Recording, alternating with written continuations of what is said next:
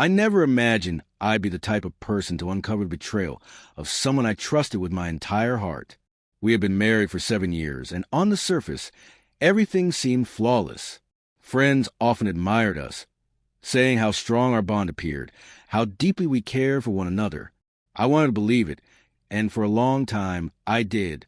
I convinced myself that love was supposed to feel steady, secure, and safe. But one evening, that illusion was shattered in the most brutal way imaginable. It began subtly. Little things at first, almost too small to notice. She started guarding her phone, smiling at messages I wasn't meant to see, spending late nights away under the guise of work, and suddenly putting extra effort into her appearance when she knew I'd be home. I dismissed it at first, telling myself it was paranoia, overthinking, nothing more.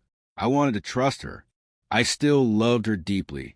Then came the night that changed everything. Sleep eluded me, an unease gnawing at my gut. I don't know why, but I felt compelled to look at her phone.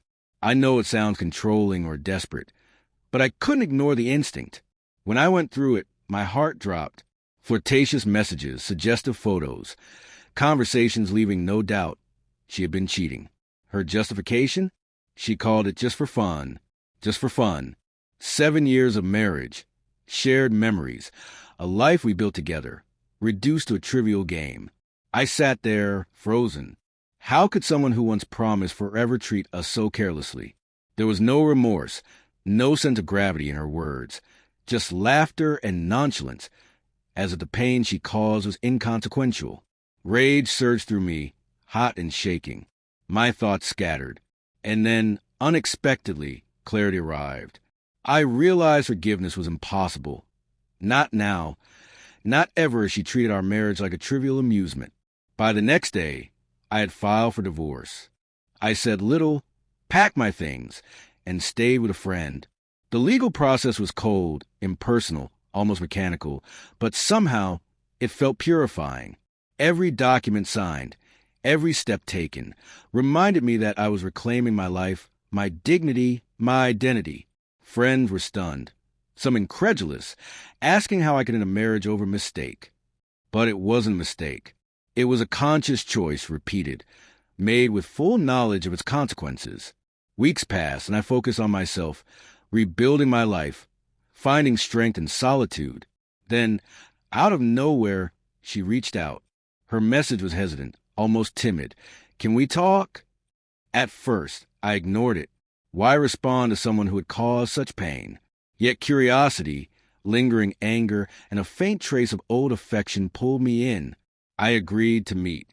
I remember the cafe clearly. She looked anxious, fragile, a shadow of the confident woman who betrayed me. Her hands trembled as she reached across the table, voice cracking.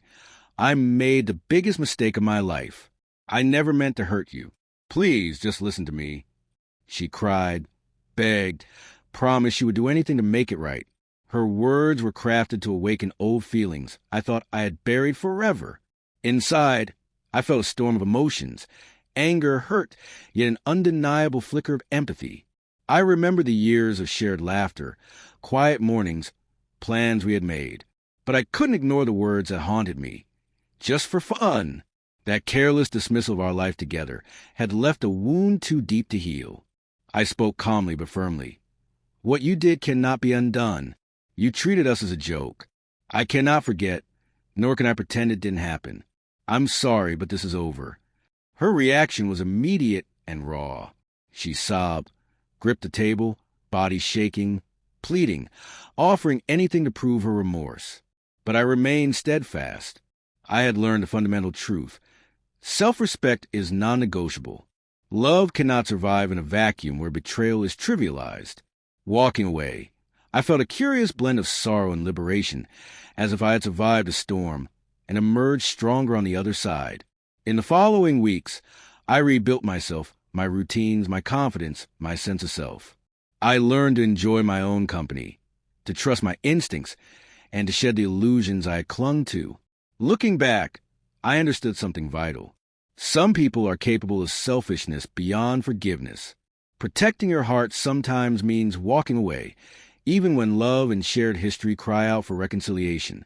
I lost a wife, yes, but I gained a life defined by my own choices, free from deceit. For the first time in years, I felt truly free.